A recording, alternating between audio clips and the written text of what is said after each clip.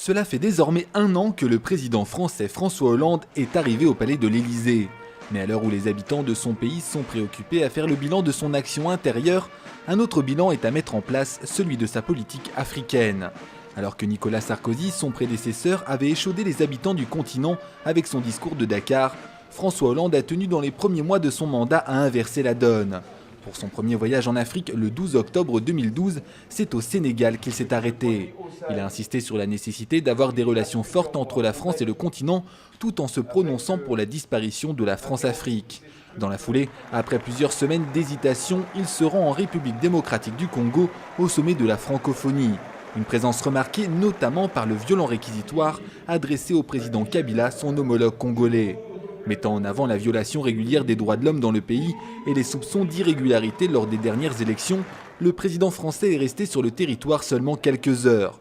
Sa première visite d'État sur le continent sera à destination de l'Algérie. Très rapidement après son élection, François Hollande avait souhaité renforcer le partenariat avec Alger et renforcer les liens altérés par la précédente mandature.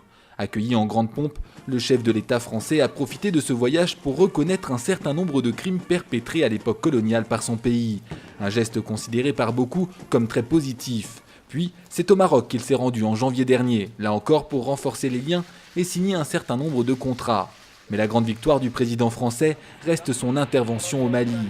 Alors que les djihadistes menaçaient de descendre en direction de Bamako, l'armée française est intervenue. Certes, les intérêts de Paris étaient aussi menacés, mais François Hollande est intervenu à la suite d'une demande du président malien par intérim. Paradoxalement, il a refusé de répondre positivement lorsque le président centrafricain François Bozizé lui a demandé d'intervenir face à la progression des rebelles vers Bangui. Dans le même temps, depuis 1 an, de très nombreux chefs d'État africains se sont relayés en visite à l'Élysée.